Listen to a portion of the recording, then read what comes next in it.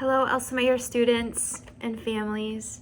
It's Mrs. Regan. I am the principal at Elsa Meyer, and I'm so excited for this year. It's definitely going to have its challenges, but it's going to be amazing, and I can't wait to see what we can accomplish. This year, we definitely had a difficult decision to make about not having families in the building at this time. I know that could cause some feelings of distress for our families and our students. So I wanted to share a book called The Kissing Hand.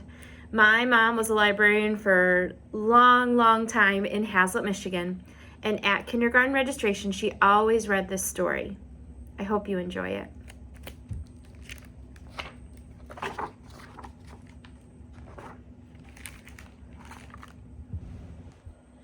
Chester Raccoon stood at the edge of the forest and cried. "I don't want to go to school," he told his mother. "I want to stay home with you. I want to play with my friends, and I want to play with my toys, and I want to read my books and swing on my swing. Please, may I stay home with you?" Mrs. Raccoon took Chester by the hand and nuzzled him on the ear. "Sometimes we all have to do things we don't want to do," she told him gently, "even if they seem strange and scary at first. But you will love school once you start. You'll make new friends and play with new toys, read new books and swing on new swings.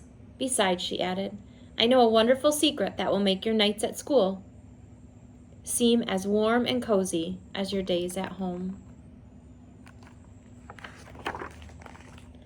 Chester wiped away his tears and looked interested. "A secret? What kind of secret?" "A very old secret," said Mrs. Raccoon.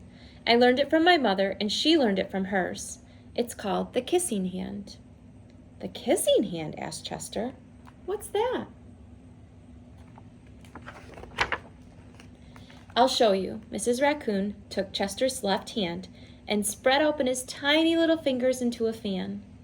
Leaning forward, she kissed Chester right in the middle of his palm. Chester felt his mother's kiss rush from his hand, up his arm, and into his heart. Even his silky black mask tingled with special warmth.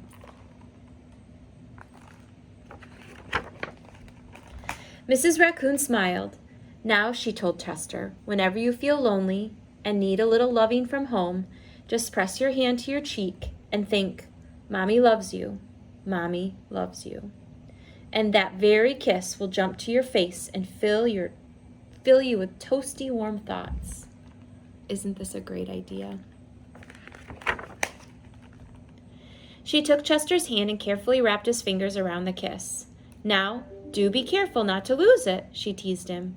"But don't worry, when you open your hand and wash your food, I promise that kiss will stick."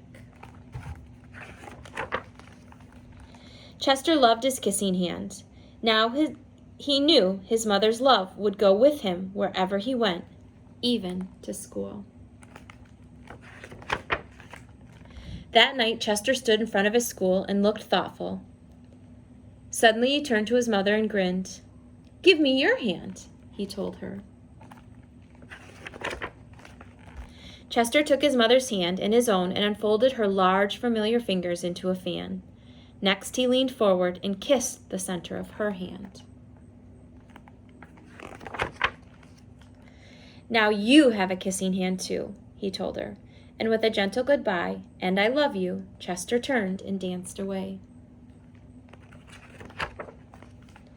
Mrs. Raccoon watched Chester scamper across the tree limb and enter school. And as the hoot owl rang in the new school year, she pressed her left hand to her cheek and smiled. The warmth of Chester's kiss filled her heart with special words. "Chester loves you," it sang. "Chester loves you."